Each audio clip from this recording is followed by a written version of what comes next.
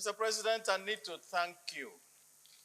First, by ensuring and making sure that you worked with us to put security topmost today, and that we're going to do everything that we can, each and every one of us, to discuss this problem. When I was coming, Mr. President, this morning, I saw the newspaper headline of this day. Mr. President, Commander-in-Chief, expresses shock at the level of violent crime. In other words, Mr. President was expressing surprise. But in accordance to our rule 5313, I will not go into that, but I will only say, Mr. President, in pidgin English, this surprise surprised me. Minority Leader, there should be no surprises, just go straight to the point.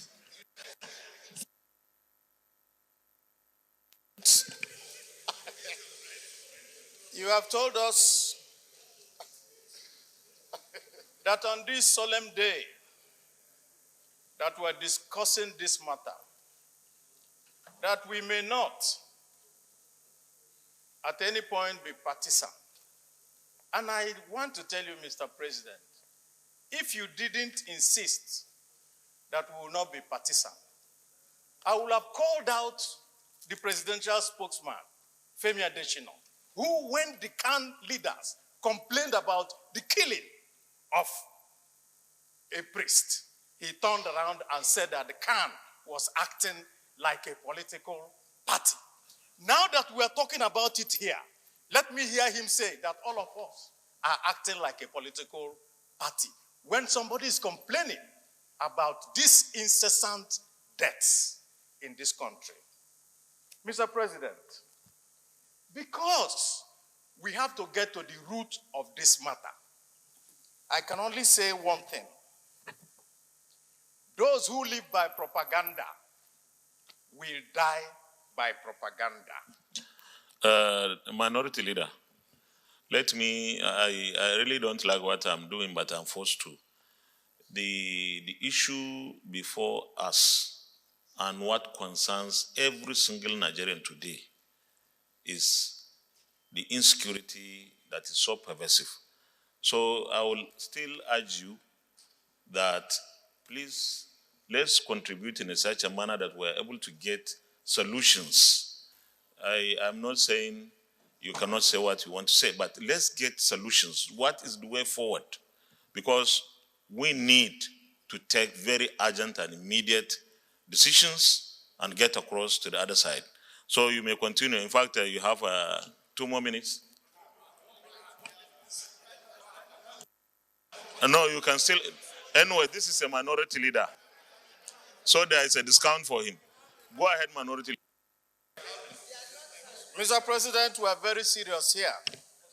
This is a matter of life and death.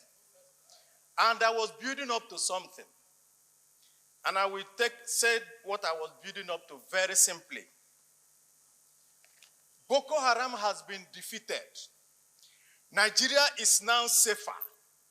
Everything was being done to make sure that the hard work that was supposed to be done in securing Nigeria was not done because certain people did not do their work and preferred to cover the eyes of Nigerians with propaganda. That's why I said that at the beginning. But let me go on, Mr. President, to say this.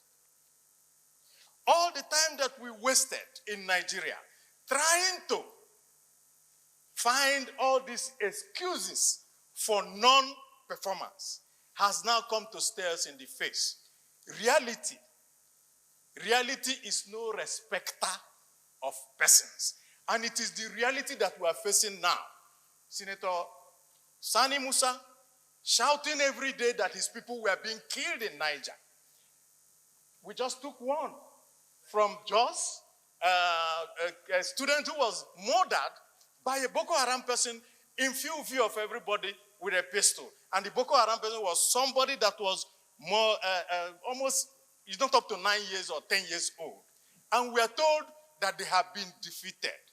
Now, to go to the fact of what do we do? Mr. President, we have heard from the newspapers today where you have said and suggested, and they are quoting you to say, oh, well, we're going to call the IG, we're going to talk about the community policing, we're going on that way. Mr. President, Nigeria did not elect the IG. We did not elect the chief of staff. We did not elect the joint chiefs. We did not elect the national security advisor. We elected the government of APC in 2015 and re-elected them in 2019. The reason why we re-elected them was that they continued to tell us that because they had the key to security, and the whole Nigeria voted them in 2015, and I agree with that. And I'm saying, Mr. President, when you want to deal with a matter, you go to the head. So we will go to the government and ask this government to resign because they can no longer do anything in this country. Mr. Minority Leader, I know.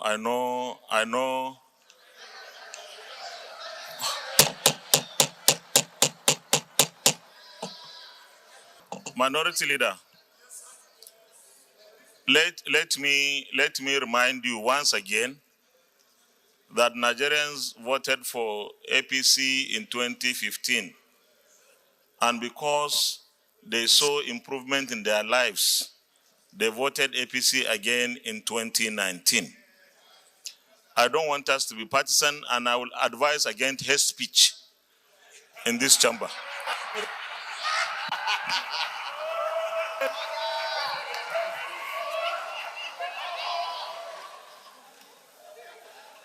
Mr. President, in conclusion,